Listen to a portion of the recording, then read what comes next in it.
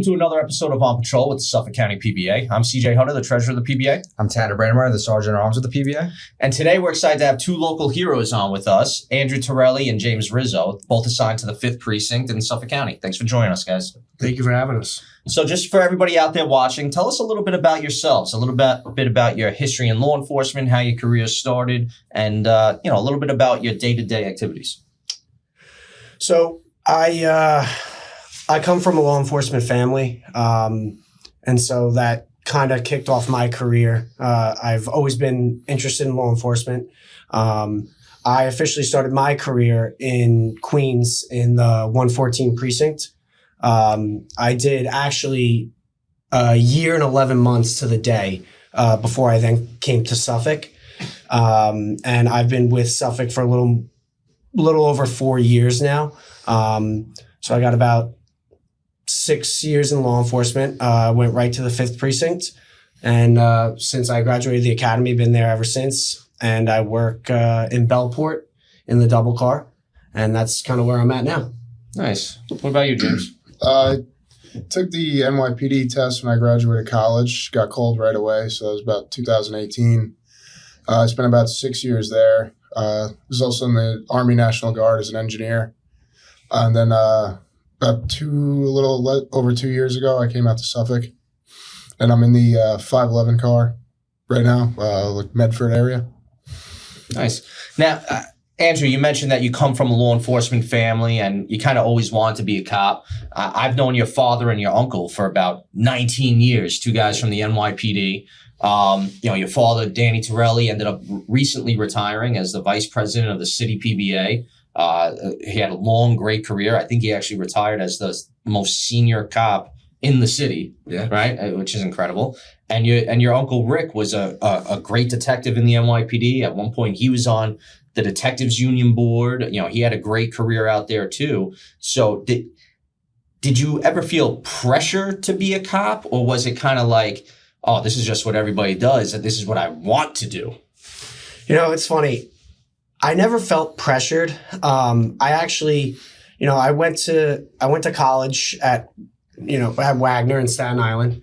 I went the whole business route. I was kind of looking to make a different career path choice.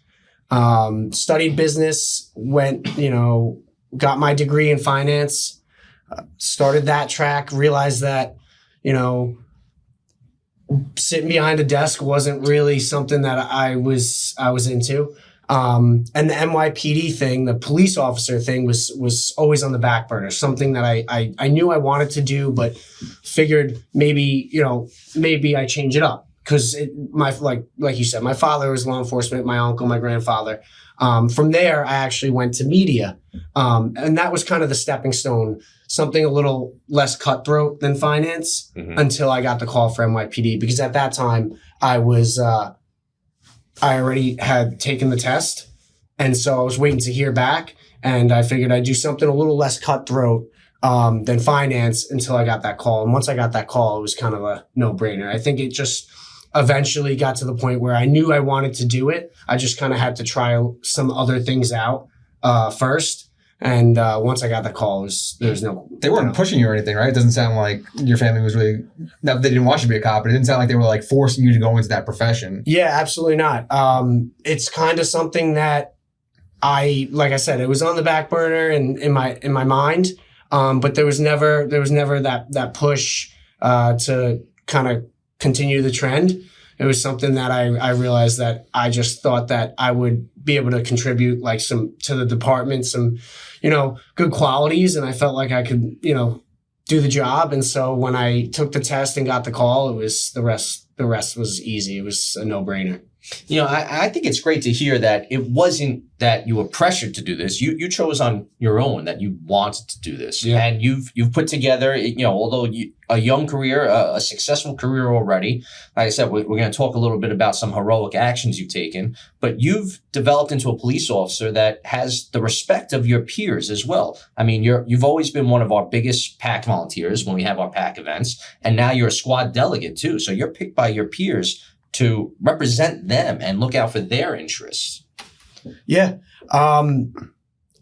You know what it is I I know I only have, 6 years of law enforcement, but growing up in that law enforcement family, especially my father being on the union side of things, I've always been a cop's cop.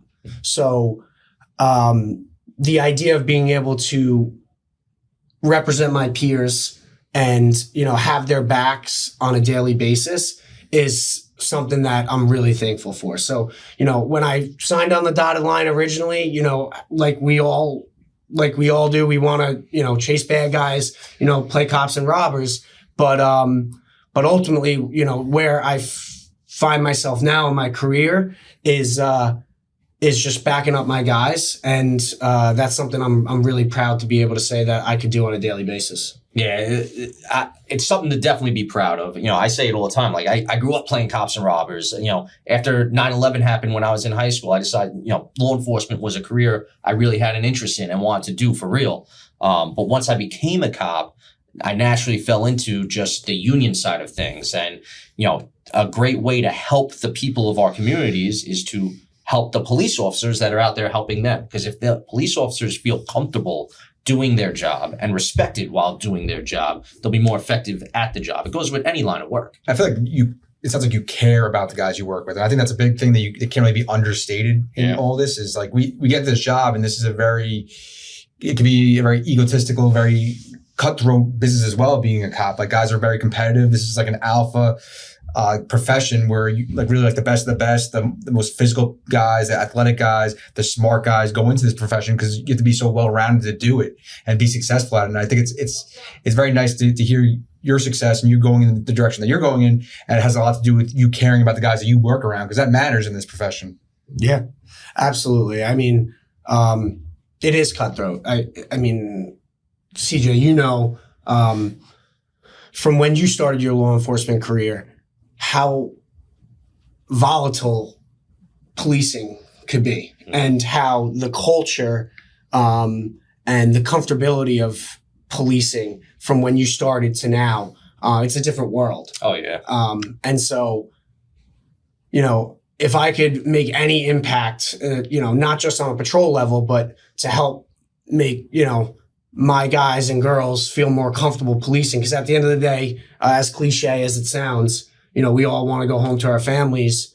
Any hesitation to do your job and do it effectively is dangerous. And I feel like if I do my job to the best of the ability and know that my guys could handle a call or whatever it may be adequately with no hesitation because they know that they'll have good representation. They know that I'll have their back, that you guys all have their back, which is what's an unbelievable thing about this union is how our cops do feel like they're supported. I think that's the best thing for us and to have that support for them so that they don't think twice and can get home safe to their families is what it's all about. And that hesitation, the consequence of that hesitation is a lost life. And that could be your life, your partner's life, or a civilian's life. Absolutely. Mm. Now, James, tell us a little bit about what made you want to become a cop. What was your journey into law enforcement? So I didn't really have any cops in my family growing up. I had an uncle, he was NYPD, retired early 2000s. So I didn't really know what to expect. My dad always told me, he's like, oh, take the test. So took the city test when I was in college, didn't really have a plan when I graduated. When I got out, I think I graduated like a month later, NYPD called me to start the academy. So like I said, didn't really know what to expect. I got out there and I really enjoyed the time, just getting to talk to people, hanging out with people at work. It was like great experience. Then coming out here, I don't know, I think 5th Precinct Squad 2 is probably the best place you could go to. Great delegate, awesome people there, and just good time going to work. It's like hanging out with your friends. So. Yeah. And I'm glad you say that. 5th Precinct, Squad 2, great place to work. I feel like just about every cop in the county feels that way about their precinct and squad. There's really no bad place to work out here. And it goes to show the value of the camaraderie we have on this job and how everybody looks out for each other. We have a great culture on this job right now. And I'm glad to hear you say that because I like to think pretty much everybody feels that way about their precinct and squads. So when you got into the NYPD, where'd you end up working? I was in the 8-4 downtown Brooklyn. Okay. So I was there for about 6 years, a little less than that. Were you doing patrol there? Yeah, I was a field training officer at the time too, and that was cool too because like I said, never really knew much about being a cop, and I kind of learned quickly. And then now I'm training people to become cops, and it was like an awesome experience. And I've actually seen like 1 or 2 guys I train like do some pretty cool stuff out there, so that was like cool just seeing. Are you still an FTO out here too? Not yet, no. Okay. Yeah, that's got to be a rewarding feeling. Being able to take a rookie cop out there with you, kind of, teach them the ropes. This is how we do things out here. A few little tricks of the trade, and then to see that cop grow into, somebody who's having a successful career on their own, and putting the lessons that you've taught into practice. Yeah, that's got to be a rewarding feeling. Absolutely, yeah. It's pretty cool seeing, like, especially when somebody makes the news or something, you're like, oh, I trained that guy. Yeah, that's awesome. Now, where'd you go to college? Stony Brook. Stony Brook. Okay. Did you play football there? Yes. I know. You're a big guy, and someone mentioned to me recently that you played football in college. Yes. Yeah. What'd you play over there? I was the quarterback. No, I was. You look very fleet-footed. Yeah, that's it. You're a lineman? Yes. Awesome. We talk about it all the time. We both have, athletic backgrounds too. And a lot of times athletes, because you grow up with that team mentality and knowing how to work together, a lot of times athletes grow up to be really good cops. Yeah. So do you feel like your athletic background has helped you at all adjusting to this line of work? Yeah, absolutely. Like you said, like the team aspect. And I know like a lot of guys I played with actually became cops. So there's that too. So I feel like, just being around like the team atmosphere, it's kind of the same thing as like going to work every day. Like you trust the guys you work with, you trust the guys next to you. There's nothing beats that feeling. Yeah, and that's extremely important, especially out here in Suffolk County too, where a lot of our guys ride solo, right? So you got to know, in the back of your mind, backups on the way. Everybody's going to try to back each other up whenever you're available to. So there's a lot of trust in each other because you don't always have somebody right beside you in the other front seat of the car. Yeah. So I know like my sector is kind of, I'm like up north, and some parts of my sector, like it takes a while. And I know if I'm ever in a jam, even if I just get like a call with a little hair on it, like I always know I got people on the way anyway. So there's like, you go into stuff like not worrying about anything. Right. I mean, it's second nature. Everybody's coming to help because that's the culture right now. Nobody's out there just kind of listening to what's going on. Nobody's kind of just avoiding doing the work. People want to protect each other. Exactly. Yeah. So now, Andrew, you are in one of the double cars in the county, regularly assigned to it. And so what's that like being part of a double car out here rather than a solo unit? Because most of our cops are solo. Yeah, it's definitely, in my opinion, I would say most double car guys, like it's a huge benefit. I don't think anyone's going to argue that a second set of hands, a second set of eyes could make all the difference, which is why, Rizzo works a very, very busy car that, can be very, very violent in the nature of the calls. My car as well, we got, and it's a lot of cars in the county, but there's certain aspects of the car and areas that could be more violent. And so having that extra set of hands, set of eyes can make all the difference. I mean, my biggest gripe making the switch from NYPD to Suffolk was I didn't want to be solo patrol. I mean, mainly because I'm always moving. I'm always doing something. I love that person to talk to. Yeah, it's nice having somebody in the car. It's so nice having someone in the car. And you also, you can bounce ideas off each other. Did you see what I saw? Did you see that? Just sometimes that affirmation is everything. You may think you saw something, but like we talked about before, that second guessing, that's a real thing. Yeah. Having that second set of eyes really helps. And so day to day, having that person to talk to is great, but also on the, the actual work aspect of it, it really is helpful. And, at the end of the day, I would love to see even more cars, double because at the end of the day, it's also, I believe, safer. The big thing, like James was saying, like his sector is pretty big, and he knows that people are going to come, but he has to wait for that other second person to get there. For you, you're already in the car with that second person. And I'm sure other people are coming to help you, but you have another person there with you right away. Absolutely, and I know it doesn't seem like this sometimes, but the 90-pound female to get in handcuffs is way harder than one would think. So especially when she's fighting you. Right. So when a Rizzo walks up to you, me having an extra set of hands is the minimum that I need. He's probably pushing 300-pound people at Stony Brook. Yeah. He's flicking them. So, and one of the things, it's not just the 911 calls and responding with somebody else, but sometimes it's the pickups, right? Because the pickups, you're there instantaneously, obviously, right? Because something's going on the street right in front of you. And at least now somebody's already there. It's not, you have to wait for them to get on their way there, right? Because sometimes also you might walk into a street fight on Main Street in Patchogue, or you might, pick up a robbery at a 7-Eleven, and it's happening right there in front of you. And at least now you have that second set of hands right away. Absolutely. Yeah. It's, time slows down if you're ever in that moment where you're right there and that the guys and girls are coming, Mm-hmm. but it slows down, and it's a huge advantage to have that second set. It feels like it's forever when you're waiting for somebody and you're by yourself. Like I worked a single car. I know I worked double cars too. I jumped in, and it felt like when I was by myself and I was in a little trouble, it felt like forever. Like you're saying, like time feels like it's going longer. So yeah. Now, in the double car, who is your regular partner? Lucas Moeller. Lucas is a great guy. I worked with Lucas in the 7th Precinct, very active cop. Somebody you could trust to be there and have your back and, help protect you when shit starts to hit the fan. Right. So Lucas is a great guy to work with.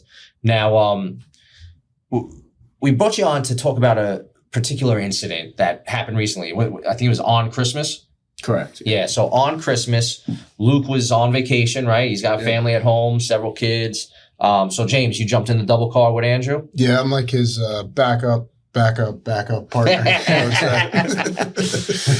So on Christmas, Luke is on vacation. James jumps in the car with you.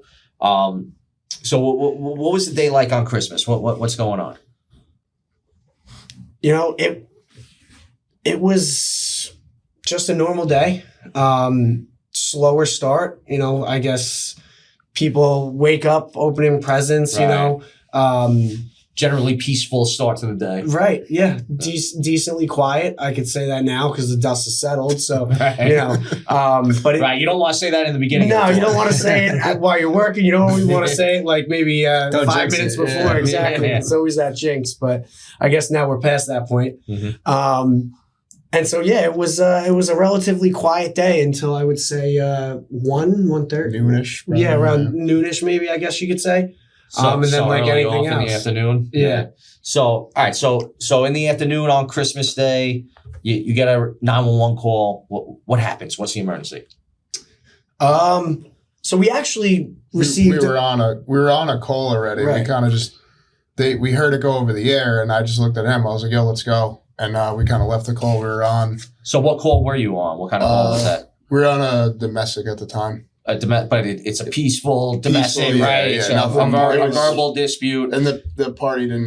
They weren't even there to get the report, so they just left. So you can prioritize this ongoing emergency to finish handling. This is an immediate emergency. Right. That was time sensitive. Yep. So I mean, he got us there, and we were I wouldn't say far, but we were decently like a good distance away, and I think he got us there in about a minute, 2 minutes flat. And what was that emergency call? Because I don't think we brought it up yet. It was a waterway incident of it originally came over as a kid drowning in the pond, and then it kind of slowed down to there was a kid stuck in the ice on a pond. Okay. So as he's driving there, I'm just popping the gun belt off, and like I said, he got us there probably less than 2 minutes, I would say. And that's go ahead. No, I was gonna say, and you hear a kid and you're driving, correct? Oh yeah. What was going through your mind when you first hear that it's a kid? This is an emergency. Not only is it an emergency, it's an even bigger emergency because it's a child. Absolutely.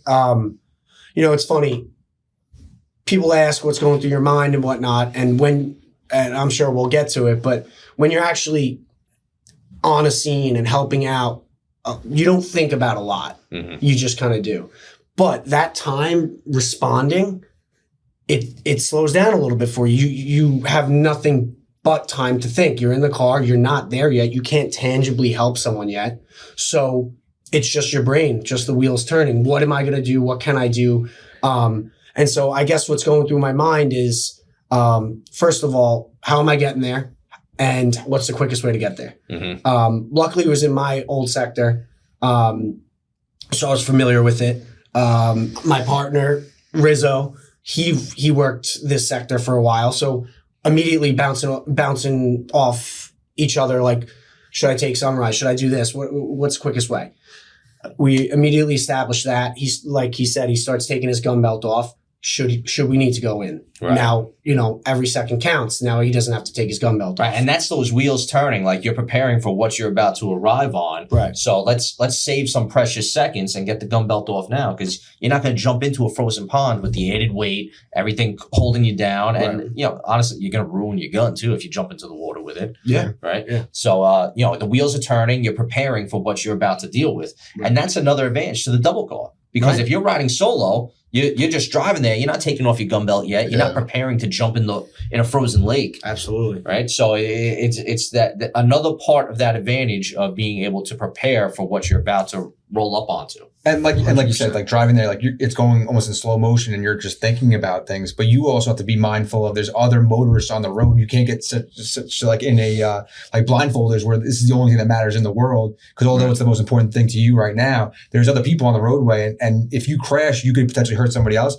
and quite potentially that kid is in a worse spot if you crash too, because who's the next closest unit there to help him out? Absolutely. That's also the advantage of the double car too, because in the passenger seat, I could be like, "Oh, hold up, watch this guy." He kind of that extra set of eyes. Yeah. You're looking out one side of the window while he's riding solo. Like, I'm not gonna say it slows me down, but like if you're going lights and sirens or something, like you stop at the intersection, you look again, and then you go. Like the double car, you're good, and you go. Yeah, right. You rely on each other more. Yeah, 100%.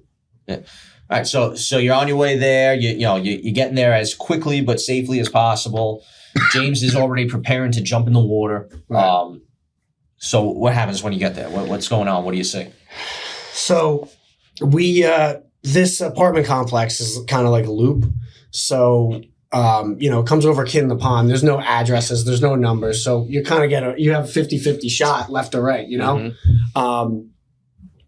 I went right, and he was more on the left side. But it was kind of negligible. It actually allowed us to go and see through like the parked cars. At one point, we saw the child Tavion. We saw him like kind of out of a movie, like a perfect circle, a perfect circle, just right through the ice, holding on. So we're like, wow. That's kind of like when we're like, all right, we have a job to do, because we saw a bunch of people on the shoreline, for lack of a better way of putting it.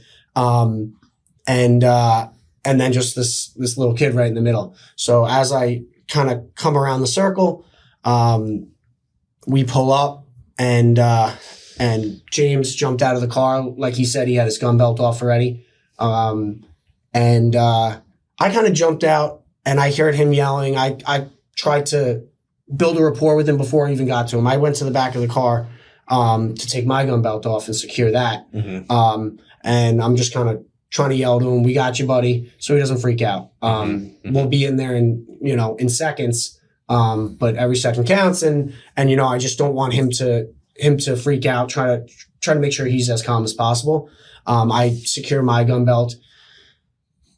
James is already. I look over. He's already knee deep in the water, trying to affect the save, get to him as much as he can. I follow him in the water eventually. And, you were first in the water. I don't know if you want to speak to you jumping out of the car at that point. Yeah, and when you get there, like you're in the water, but we know it's a frozen over lake because the kid tried to walk across it. Was the shoreline already breaking apart, or did it break apart under your feet as you're walking in? Yeah, I kind of just... Obviously, I went in and everything collapsed underneath me, and then so you walk onto ice and it collapses. Yeah, so I was trying to kind of get onto the ice, and as soon as I tried doing that, I just went right through. And then, I went to he had the trunk popped already, so I grabbed the life ring and the dog pole, to be honest with you, because it's something you can just like kind of reach out. Right. It Gives you that extra 6 feet of reach or Yeah, whatever. so I kind of went through, and then it was very like muddy on the bottom, so I'm kind of getting like stuck in the mud. So once he came out, somebody from the shore had like a tow rope. So I kind of just tied the life ring off to that, because the way he was, I mean, we were talking to him and he was talking back to us. So it's like, all right, now like it's not an immediate like, let's rush out there, because I don't want to break the ice around him. He falls in. I Right. don't know He's how not deep this hypothermic is. yet or anything like that. I heard in one of your interviews that you said that you were talking to him on purpose, that there's like a purpose behind it. Why don't you share that with us as well? So basically, like if he's talking, he sounds normal. Like, all right, now we can, instead of like I said, like he falls through, and now he's under the water. As far as like he's up there, he's talking to us. I would say, given the situation for an 8-year-old kid, he was calm.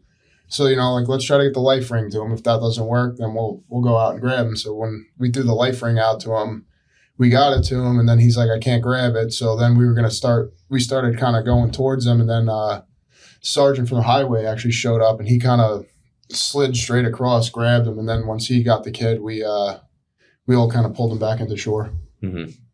And the sergeant, I think his name is Santillo, right? Santillo, Michael yeah. Santillo? Yeah, Okay. yes. So he's I saw a body cam video, which we're going to be able to make part of the show too. He did like an army crawl across the ice, and he's not built like you, right? So when he's when he's spreading his weight across, right, and he's like distributing it evenly, doing an army crawl, it's not that heavy weight that breaks right through the ice. Exactly. So he was able to get over there to him and pull him, right? So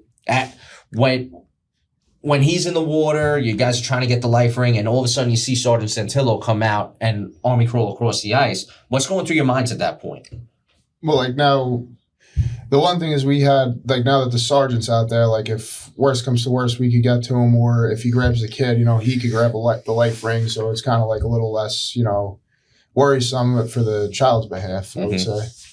Okay. Did he fall in with the kid? Yeah, as soon as he like grabbed him, he went like right through. Okay. Oh, he did? Okay. Yeah. Were you guys trying to like break the ice to get closer to them? How did Yeah, that so then I want to say he grabbed onto the life ring, so we started pulling it, and then we both started like breaking the ice to get to him, and then we just grabbed them both and kind of just pulled them into shore. And how cold was the water? Or how cold did it feel at least?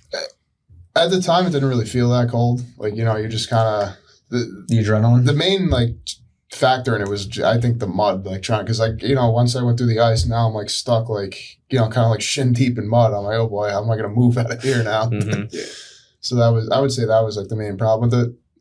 The cold, we didn't really feel till, like, after the fact.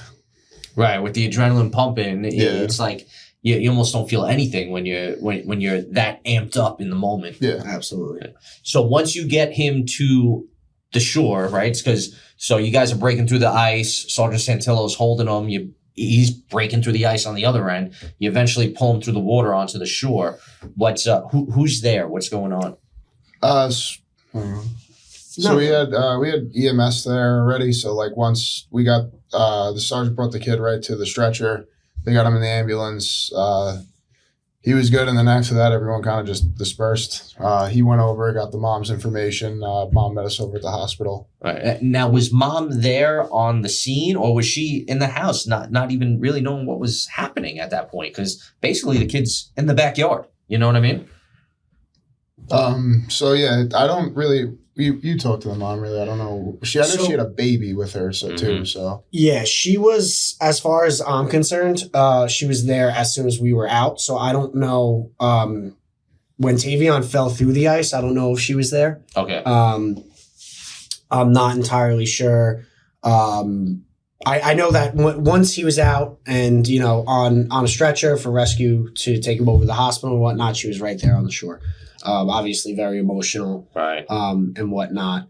But as far as where she was and whatnot, while this was happening, I'm not entirely sure. Mm-hmm. But I was able to find her and get all their information, her and her son's information, and just kind of let her know that the next steps would be them taking him over to the hospital and whatnot. You know what's crazy? So being a cop at this point now, I have about 19 years on. like I can picture myself being the cop doing these kinds of actions, but I can't picture myself being the parent in that position. Like what's going through, like what could possibly be going through a parent's mind when you're watching your kids stuck in the ice? Because you guys touched on it earlier. It's like something you see out of a movie, right? So as a parent, like that's your baby and they're stuck in the ice. Especially with another kid, like she's watching another kid, you guys are saying. Right. It's not like she could just put a baby down, right? I mean, there's snow on the ground. It's freezing cold. It's got to be a difficult thing to deal with as a parent at that moment too. Yeah, absolutely. And I'm not a parent. My partner, Luke Moeller, he's a dad, but he wasn't working. And Rizzo's not a parent. So on that level, it's tough to kind of understand. Having said that, her emotions, especially I would say in the hospital after, you got a sense as to what she was feeling. Maybe not personally where I could relate, but just observing her on that level, you could tell, the hysteria, talking and the tears coming out before she could actually even cry. Like you could tell she was emotional. Right. So I couldn't imagine. I am an uncle. I do have young nieces and nephews, and that alone I couldn't imagine. So as a parent, I'm sure, she was really going through it. Yeah, right. You feel helpless. You watch, and I can imagine, along with the other bystanders, no one was in there. They were kind of, I'm assuming, just feeling helpless watching Tavion just, hold on to the ice in the middle of the pond. Right. Now, when I was watching the body cam video, I saw some of the, excuse me, watching the body cam video, some of the EMS crew was out there in the water with you too. Which EMS company responded? Who was there with you guys? It was North Patchogue. North Patchogue. No. Yeah, I know that there's a bunch of great guys over there. We have a great relationship with a lot of the ambulance companies throughout the county. So once they get Tavion wrapped up and into the ambulance and they're treating him, I'm assuming warming him up with blankets, maybe some heaters. What hospital does everybody go to? We went right across the street. Luckily, it was right across the street to Brookhaven, NYU Langone now. Yeah. And so luckily it wasn't a far drive. Right. We're able to get him before they even brought him over. You're correct. They were wrapping him in blankets, just getting him warm. I remember I grabbed one of our blankets out of the back, the waterproof ones. Yes. I came over. They already had legit blankets wrapped in them. I said, this is useless compared to those. So they were all over it. North Patchogue did an unbelievable job. And like you said, they weren't afraid to get their hands dirty or feet wet for that, for that matter. Right. And so they were a great help. They got him in the ambulance and right across the street. And he was treated and, sustained no injuries. And which is, the best case. The best case scenario, you want to save him. You want to get him out of the water. You want all that to go right. But on top of that, for him to be, treated and released so quickly and sustain no injuries was just, a bonus. Right. And it really is incredible because not only does he have no injuries because you guys did a great job, but you guys are all up walking around. You guys are all fine too. Like so many things could have gone wrong if it wasn't handled appropriately. And you guys, your training kicked right in. You did everything you were supposed to do as quickly as possible. You did it. And when EMS arrived, they became part of the team. They're helping out. And everything just worked exactly the way it's designed to work, which is great to see and hear. At what point did you guys realize what you guys had did, like saving the kid's life? I'm sure it didn't hit you right away, right after the fact. Like, was it like at the end of the day where like you were going home after work and you're like, oh, damn, like we just saved that kid's life. He could have drowned. He could have died. A lot of things could have happened. I think for me, was when we were in the hospital and the mom gave me a hug when she was really emotional. That was, because as cliche as it sounds, you get the call, you go, you do your job, and that's kind of, you don't think much about it. Mm-hmm. But when the dust settles and you see how emotional mom is and what you did for her family, on a special day for a lot of people, that's kind of when I realized, definitely made her Christmas. I'm sure that's it the was best gift hectic, she got that but- Christmas. Yeah. I would say that that's like one of the, because you guys know as cops, like you don't really see the impact of like, you go, you handle this call, then you leave. You don't really see like how the impact, like we went over to the hospital to see him, and now you kind of just see like, oh damn, like we pulled this kid out of the lake. Like that's, It's pretty wild. It's Yeah. something to be proud of too.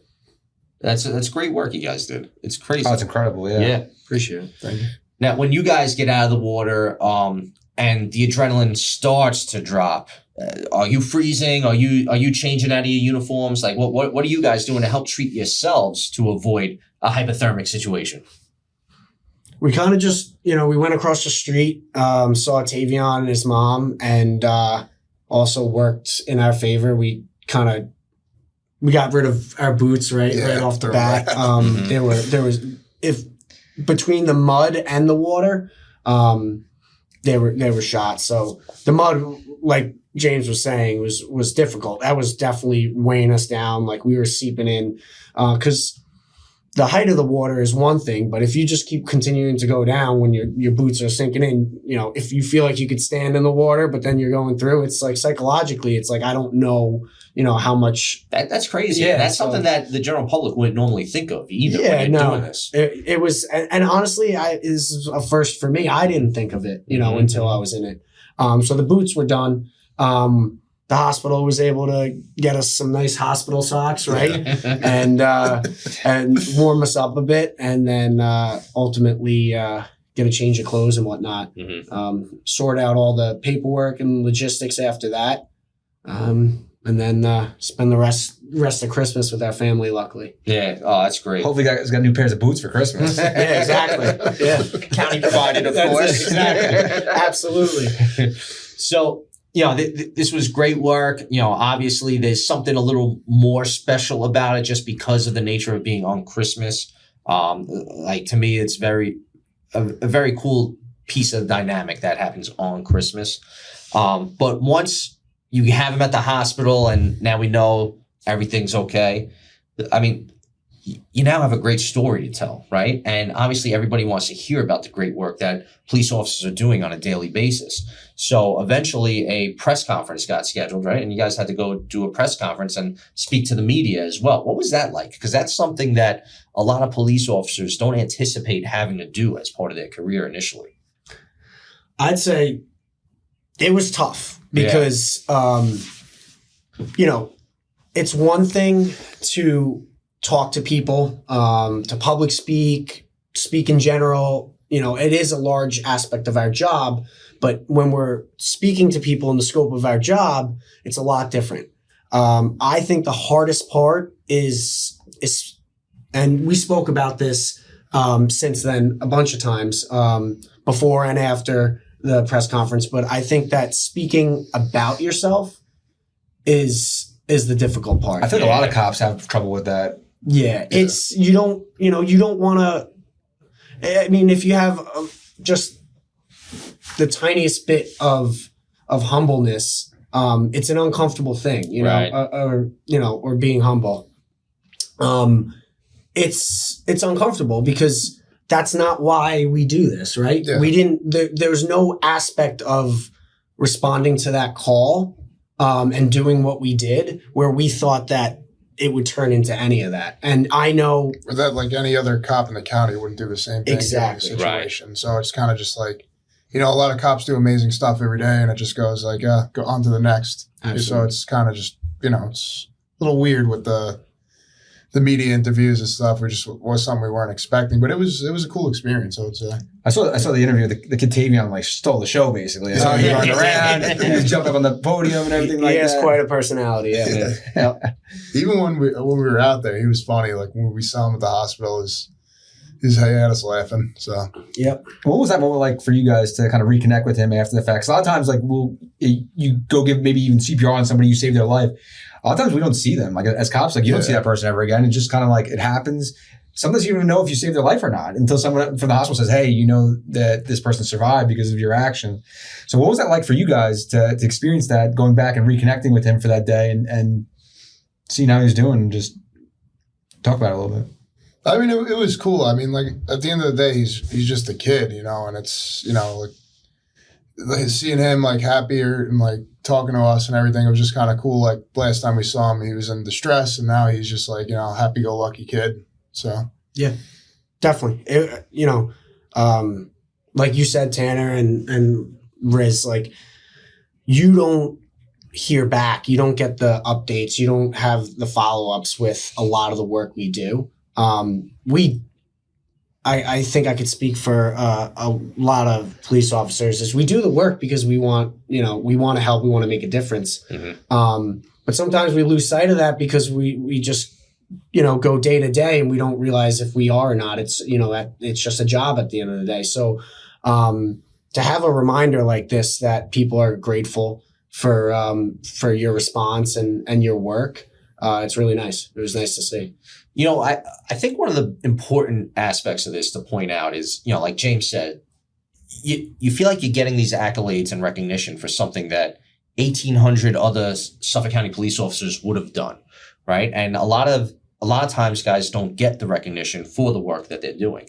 But I think it becomes almost like symbolic when you guys do get recognized for the work you do, where other cops can say, all right, well, people out there do appreciate the work we do collectively, right? You become almost a symbol of all of us in this moment of time where you're getting recognized. So I think it goes a long way for all the police officers. And, I say 1,800 because that's the rank of police officer, but we have detectives out there, supervisors out there, even like, the other police, the other law enforcement groups out here too, like, probation, corrections, deputy sheriffs. I think it's very important for all of law enforcement in Suffolk County to know that the people in Suffolk County do appreciate the work we're doing. And I like when it gets highlighted with stories like this, because a lot of the stuff doesn't get talked about. A lot of what we do day to day is unrecognized. So I appreciate when stories like this do have an opportunity to be told. And absolutely, it takes a special person to be able to do all that stuff. Like you guys said, you guys got there and there's people on scene that didn't come to them to just jump in the water and save this kid's life. But yet you guys rushed to the scene. You guys did an incredible job. You jumped in there and saved his life. And it takes a special person to go do all this without getting the recognition day to day. Because a lot of times as human beings, we like to be recognized for the work that we do. And I'm glad that you guys are receiving that recognition. Absolutely. Yeah. Appreciate it. Thank you. So, you guys are both patrol officers. You're both out there doing the work day to day. What kind of, career goals or aspirations do you guys have? What do you see going forward in your career? I know you're already a PBA delegate. You're doing a great job with that, representing the men and women you work with. James, I'm not sure what kind of aspirations you have. If you enjoy being on patrol, I know I always loved being on patrol. I never put in for any units. I always enjoyed representing the cops I worked with, so I got involved with the union stuff. But do you have any aspirations of trying to, go into, say, a community support unit or become a detective or get promoted to supervisor? I would say my end goal, I really want to go to ES. I just like, I kind of like playing with guns. I like tactics, the cool stuff they do. I always thought that was I had the same goal in the city, but I left to come out here. So I still have that goal in my head. Yeah, ESU is a great goal. They do a lot of great work out there. They save a lot of lives. Exactly. And, being able to show that you already have the bravery to jump into a dangerous situation, like without hesitation. And I mean, you were preparing for this during the drive over there. So you have the foresight to think about what risks could be involved and what might be needed in a dangerous situation.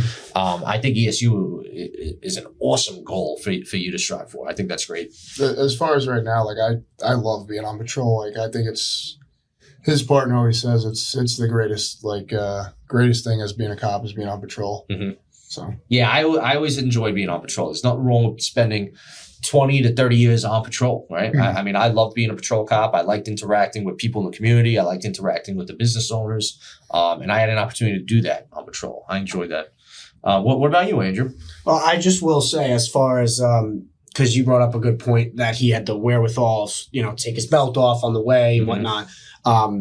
I've had the pleasure of working, not too far. We're in the same zone with Rizzo as well. So when, he says something like, wanted to go to a place like ES, he was tight knit. So, he jokes about being the backup of the backup of the backup. in the 14 car. But you know, he was squared away, and we joke about, I want to go to ES, like he's aces. So I think, I think that'd be something if he went that route and had, was afforded the opportunity to do so, he'd be squared away for that. That's great. As far as me, I love patrol. I'm, as you mentioned, the Squad 2 delegate. And right now I'm loving it. I'm not really, I'm living in the moment, so to speak. I'm enjoying being able to back up my guys and my girls, and do right by them. I'm learning more about that every day. And, I feel like it's really helped me as a police officer, as a field training officer, and all the above. Right now, I'm on patrol in the double car. It's a good gig. And every day I don't hate going to work. So, I would love to continue to back my cops. So as far as career, that's something that I enjoy and something that I would, love to continue to do. Yeah, that's great. And I think that's very admirable too, because like I put it earlier, when you could represent your peers and your peers put their trust in you, I think there's no bigger compliment than that. I love that aspect of what we do for a living. And it's great to hear that we have delegates out there that feel that same way, because honestly, that's how this union stays strong, right? You need people that are in it for the right reasons, that really look at this as a calling and a passion to make sure that our police officers in Suffolk County continue to be taken care of in perpetuity. Absolutely. And I'm very lucky. My, all Suffolk County cops are great. And like you said, everyone's going to think one way about their squad because it's their squad. But my squad is absolute aces. And not only do they make it enjoyable to, represent them as a delegate, but they make it easy as well. They're squared away. They're good at their jobs. They know what they're doing. And I would like to think that they know that I have their back, should they ever need it. Yeah, that I think that's a great message. One last thing I do want to point out, though, is you just mentioned that you're an FTO also, and I don't think we talked about that earlier. I think being an FTO and helping, a field training officer and helping mold those new guys as they come out of the academy is another great way to serve your peers, right? It's not just as a union representative, but as a leader and a model for them to kind of learn how to handle the emergency calls from. Absolutely. The actual field training aspect of it, you guys know, differs from the union side of things. Mm-hmm.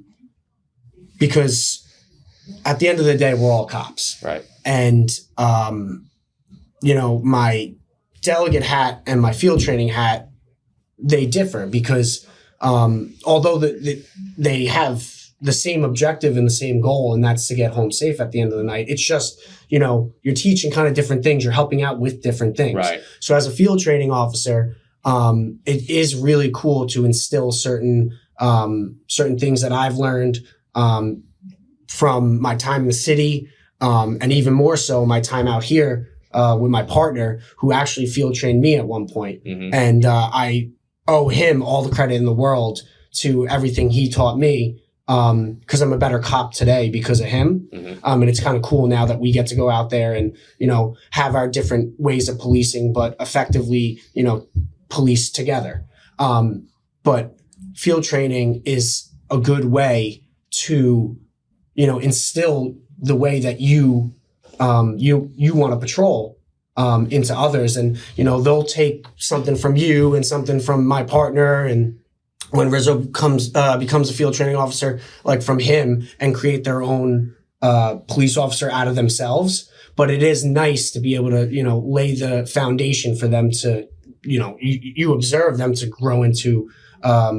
You talk about policing together, like you're building the next generation of cops that are going to be working with you guys, and they're going to be working in this department. So that's a big deal, and you want them to be good cops. Absolutely. And we have a lot of new cops, and whether you're a field training officer or not, they watch you, they pick up on things. And so, it's important to, act, police the way that, cause the newer police officers, they see and then they do. I'm still learning, I'm 4 years in Suffolk County and, I could go to a call tomorrow. I've never seen, heard, or done. So it's a big part of the job. And I think one of the things to always bear in mind too is we could always all still be learning, right? I mean, we bring up this book all the time, but it's ego is the enemy, right? To think that you know everything and you're this, extreme expert on whatever you're doing, sometimes that's not always the right outlook to take. You have to get your ego in check and know that there's always something out there to learn. There's always something out there I can improve on. And I think that's a very important aspect. You just kind of brought up, but we talk about ego is the enemy all the time. Yeah, I would say too, like, because I worked with him and his partner were my field training officers too. And, I was a cop for 6 years prior to coming here. And, I'm sitting in the back of the car and, I'm just like, oh, I never really would have thought about it that way. Or like, oh, I'd never seen a call like this before. Like, how do we do it? And then even when I first got out, I was like their neighboring sector. So I was kind of just follow them around. Just like, go to their 8'd, see how it's handled. Go to their like 90, see how it's handled. There's 17, just go to everything, get exposure, learn quickly, Right. And I think, all four of us have prior NYPD experience, right? So one of the biggest adjustments when you come to Suffolk is a lot of times if you're not in a double car, you're riding solo, right? So we might all come out here, if you have a few years experience in the city, knowing how to talk to people, right? Knowing how to communicate, but the dynamic of working alone and just the reality of every law enforcement job has slightly different procedures and rules that go along with it. There's still a lot to learn, no matter how much prior city experience you have. Absolutely. So it's a good foundation to have when you have prior time somewhere else. But I think it was a great practice for you to just go to everyone else's calls and see how they're handling them because it is different. And then the two of these guys too, they're awesome. I mean, Andrew, as far as the union stuff and the like just helping out at work, like, any phone call you make, no matter what time, if they're working, if they're not, they're always picking up the phone. So it's just great having that, having that as a resource for you. And Yeah, no, it's great to hear. Great to hear. I think that's awesome. And I know as we're closing off here, this is a great conversation we had with you guys. But you talked about living in the moment, and I know that both of you guys have some big moments coming up. We were talking beforehand. Both of you guys have weddings coming up, so congratulations to you guys. We won't get that far into it, but congratulations to you guys. And, Thank you. That's exciting stuff. Very exciting. Absolutely. Appreciate it. Yeah, so congratulations, guys. We look forward to seeing where your careers take you. You're off to a great start out here, obviously. And just thank you for everything you do for the residents of Suffolk County. Because at the end of the day, even though we're all cops, we're residents here too. So I like knowing that my family's being protected by guys like you when I'm at work and I can't be home for them. So thank you. Appreciate it. Thank you. Thank you guys. Thanks, guys. Absolutely. All right, be safe. Thank you, Tanner. No problem. Thank you guys.